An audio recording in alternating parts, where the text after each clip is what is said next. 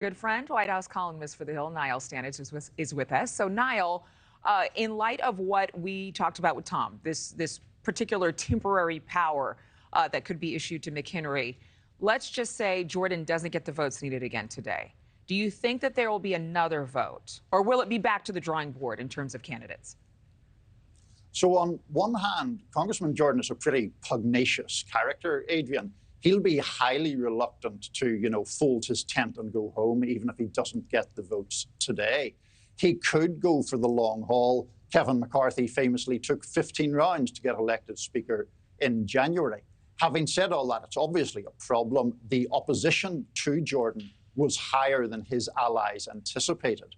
So that clearly creates a problem and a worry from his side. Let's just say that isn't necessary. The majority isn't necessary. There are some bringing up this weight of the speakership by way of a plurality of votes. It hasn't been seen since the Civil War, which is kind of ironic. How likely would we see something like that? So I think that is largely dependent on just how things pan out today. It is plausible, before we get into sort of really complicated rule changes, that a certain number of people would vote present.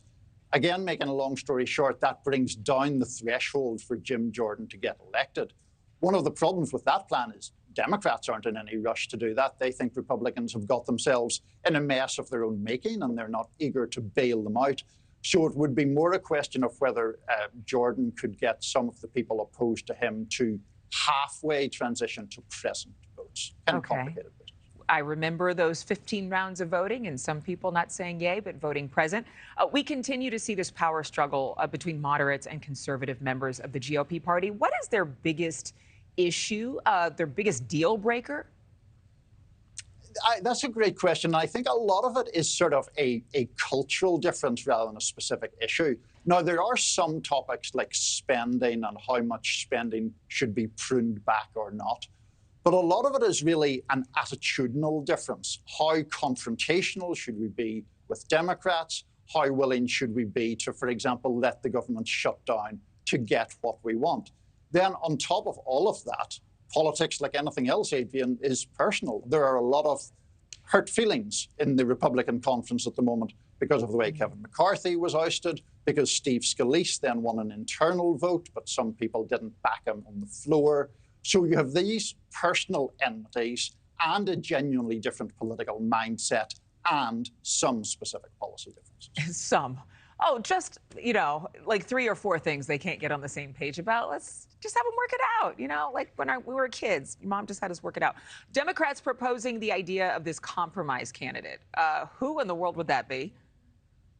We don't know, because it seems a very vague plan so far. This idea would be that moderate Republicans would come together with Democrats and there might be some kind of power-sharing agreement. We've never seen anything like that before, certainly in my lifetime, and I'm not clear how it would work because it relies upon those moderate Republicans in effect going into or entering into a power-sharing agreement. That is an unpopular position in a Republican primary, to be power-sharing with Democrats. And so I suspect this is one of those things that sounds nice and fine and dandy and honorable, but I wouldn't put a lot of money on it happening.